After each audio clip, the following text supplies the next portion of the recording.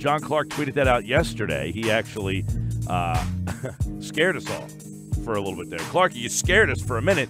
We thought that he was actually going to make it. Now, I'm not trying to say that in a bad way. I just felt like if he stayed, it just would have put the organization in just a horrible direction. So even if this guy was doing a tremendous job, with all of this, I don't think there was any way to keep him. Now, I don't think he was doing a tremendous job. I don't think he was doing an awful job. I thought he just did a nice job.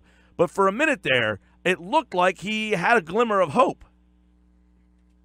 Well, listen, I remember talking to you guys last week, and then yesterday when I did report that, I said that they do not believe that he knew about the messages being sent out or that he sent them out, but they are still judging whether they can move forward with him with all that sensitive information out there. And they decided, obviously, which I think is the right move, that they couldn't because the trust and the credibility is gone. But, yeah, I mean, yesterday, if he's running the workouts and, I was told that they generally believed his story that he didn't know. But I still all along felt that he can't survive this. Yeah, it seemed that everybody universally thought that, but did you feel like the Sixers wanted this to not be true? And of course they didn't want it to be true, but that they were trying to find a way or an out that they could have come up with and just couldn't find one. Well, maybe because, listen, I mean, Bryan Colangelo is like the prince, and Jerry Colangelo is the king. He's one of the most respected people in the NBA, USA Basketball, friends with Adam Silver, and he's the guy who kind of helped the Sixers through the process of the Hinkie transition. And this was a tremendous time for them, a breakthrough season, one of the biggest turnarounds ever in NBA history over a 2-year span. And here they're on the brink of adding a major free agent and becoming a NBA title contender with their young players. So everything was going up. Everything was going so well. So, yeah, I can see them saying, we want to make this work. Everything's going fine. But once they realized that sensitive information about the team was out there, possible draft scenarios that were upcoming, as well as criticism of the players, and the information about Markelle Fultz with video in the complex and his shot adjustments, I just think there was no way they could go forward with him and have people in the organization trust him and also bring in free agents that would trust him. John, what did you think of Colangelo's statement today where he denied any reckless activity and essentially threw his wife under the bus? Yeah, I can't believe that part because, look, I do believe that he didn't know about these messages being sent out. I believe him on that. But I don't believe that he did not talk with her about all this information, whether he goes home and says, oh, yeah, Joel Fielder's physical, so the trade's not going to go through, or Joel was dancing at a Meek Mill concert. I mean, these are things that people would discuss with their spouses, a tough day at work, things that are going wrong. I can't see where she'd get this information. She's not listening to your radio program or watching NBC Sports Philadelphia and getting that information. She's not getting it from public sources. So I don't see how there's a way out of that. I can't figure out any other way that you get that information. So it is interesting how the Sixers said he resigned and Bryan says they mutually agreed to part ways, and they're disagreeing on the investigator's assertion that he was reckless. But I would have to say, based on their evidence, that he was reckless and careless because that information, it looks like it came from him and got out to the public. So either way, he did not handle the sensitive information properly. Right, guard the information. We're talking with John Clark from NBC Sports Philadelphia. Been on this Bryan Colangelo story from the beginning, and you talked a minute ago, Clarky, about the fact that Bryan's the prince, Jerry is the king. How about this whole subplot, whether it's true or not true, that maybe the delay was because Jerry Colangelo was telling the Sixers, if you can my kid, I'm going to make things very difficult for you. Wow. That is that is a crazy move because really Jerry should just let the investigation take place and let them do their jobs. And obviously you saw Josh Harris deny that report.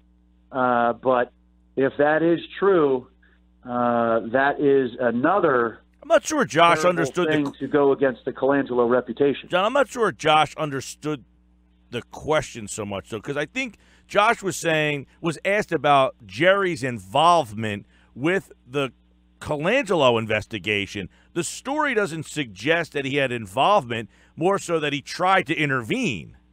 And I think Josh was saying, I saw the report. Essentially, I thought he was kind of trying to say he had nothing to do with this investigation. I think that's what he was disputing more so than what the story was. I just quite frankly don't know if they knew what the story was saying, right?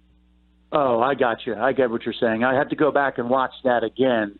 But obviously they do not want it to seem like that Jerry Colangelo was involved in any way and that this was Sixers. Okay, we're hiring a law firm. We're going to have them do a thorough investigation. Whatever the results are, we're going to go with them. That's the way they want it to seem. And I don't know what Jerry's future is with the team because obviously he's still listed as, if you look on their website, he's listed under the owners as the next name, as the senior consultant to the owners. I can't remember the exact title, but he's above Brett Brown, above Bryan Colangelo. So it'll be interesting to see going forward if he has any role whatsoever. Yeah, we talked about that too, John. Does he continue to get paid? Is there some sort of severance package that they were working out? And I know that Joshua Harris today said that Jerry Colangelo, Jerry, not Bryan, is still under contract through June. You figure they pay him to stay away and keep his mouth shut, but what do they do with Bryan?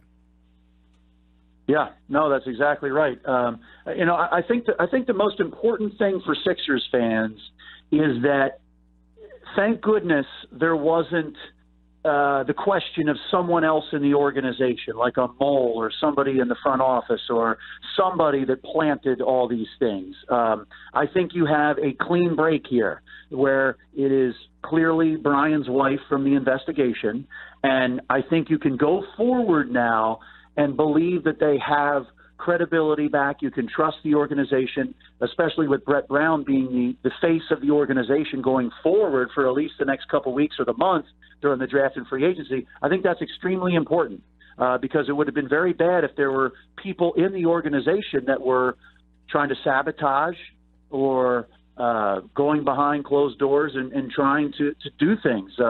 So Brett Brown, I think, going forward is a great face for the organization. He's a great salesman. He's charismatic, passionate, energetic, and I think this restores everything the Sixers needed going into free agency. John Clark's with us, NBC Philadelphia. John, now how about the plan moving forward with Brett as the interim basketball ops guy? Who's the decider? Right. We got to know who's and no GM, it looks like, on draft night, right? Did you read that as well? I get that sense. I believe that they are going to take their time and that they are completely happy with Brett Brown being the face. And let's face facts. I mean, the major worry was free agency. With the draft, Bryan's assistant GMs and the scouts, they have all been doing their work for a long time on their players in the draft. So they can do this draft without Bryan Colangelo. Now, it is an interesting question you just raised. If Brett Brown and, let's say, Mark Eversley have a disagreement over who to take at 10, who gets the final call? Well, it seems to me Brett is the president of basketball operations now. So I would say Brett gets the final call. But the free agency is the most important thing in selling the organization to get guys to come here. What about the story from Josh Harris saying he didn't know about it until an hour before it broke? Yeah, that's pretty amazing. The Sixers organization, someone had the information a week earlier, and I guess they just didn't think it could possibly be true. But that's kind of shocking because Bryan did admit to having one of those accounts, so there was a connection. So yeah, that really shouldn't happen. I know, you're always told if something that could be a threat to a company, you got to tell your bosses. So that was surprising to hear. Because Josh Harris essentially, he said a lot of interesting things, I thought, throughout the day. One, about the draft in previous drafts, he kind of said, look, the GM doesn't get the final call. We all kind of get together and all kind of do that, and that's why he feels like they don't need a guy for the draft, that they have a bunch of people that can all kind of come together in the room. The question is, though, if a phone call comes in and says, we want pick number 10, or if the Sixers feel like, hey, there's a move to be made here, who makes that call? Is that Brett Brown now? I'm telling you, he's got the title, President of Basketball Operations. Now, Wow. officially in the media guide, it does have Jerry Colangelo listed right below the owner. So I doubt Jerry would be involved in the draft because, I don't think he's, involved in scouting players. But I would think Brett Brown has the title. And you have to have a guy that is accountable and makes the decisions. You can't have a whole bunch of different people trying to get a consensus. You got to have a guy that's in charge and makes the final call, and Brett has that title. What to you was the most damning situation that both the Sixers and Colangelo just couldn't get past? Well, to me, Joel Embiid is the foundation of the franchise. And Brett did admit, he said the players were confused. Now, I think it's probably stronger than that, and I'm sure you feel the same way, that if Brett, Ben, and Markel or whoever says, wow, I can't believe these things were said by him or put out there through him, I'm talking to my star players because the NBA is about star players. And if you realize that there's a lack of trust or a belief or the ability to follow him as the leader of the basketball operations, then you got to move on. So I think it's your star players. Brett Brown was criticized. And then the owners being very upset that private, sensitive team operations was put out there. I mean, you're talking about possible draft scenarios. The Markel Fultz trading up to get him.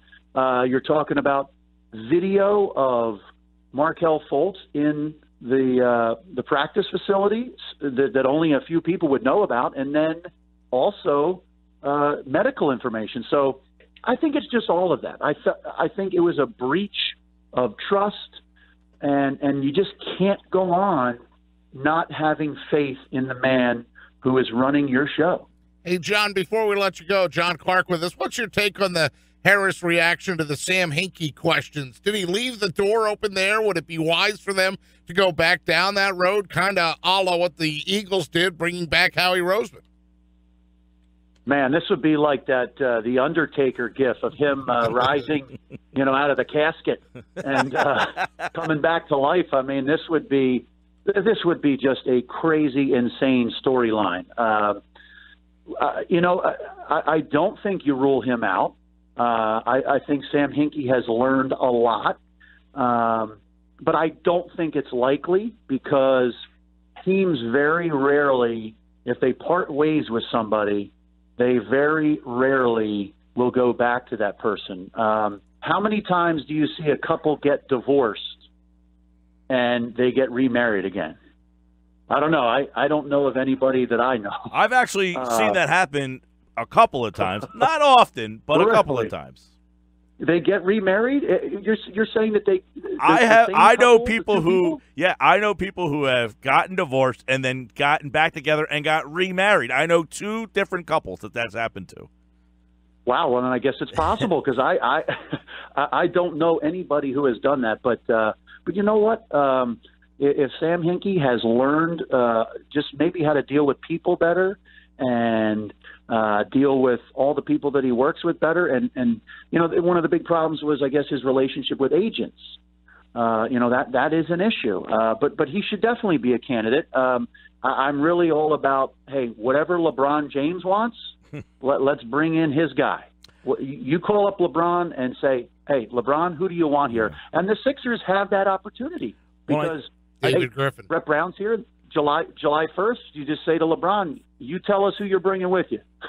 That's right. Well, and I think it will be interesting because it almost like, goes back to, we've had a lot of questions about this from people texting in today, is, does the NBA deserve some sort of grief here because they basically placed Colangelo? To really go back to that story and figure out how Jerry got here and how Bryan got here, because it's all a lot of assumptions there, right?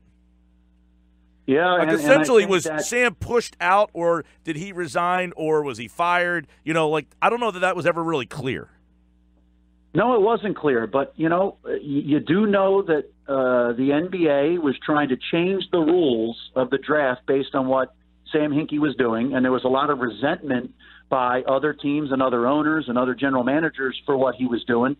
So it's quite plausible that the NBA wanted to push him out. And Jerry Colangelo is a powerful man in the league, and it's quite plausible that the NBA says, hey, this is really the guy that should come in and clean up the entire organization. You have our support, and this would be a good move for not only your team but for the league. So, yeah, that is an untold story officially.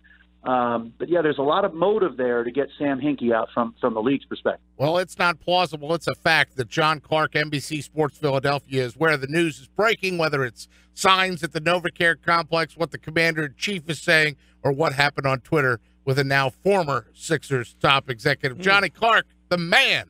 We love it, buddy. Thank you. You guys are the best. Good listening to you, and see you down the shore soon.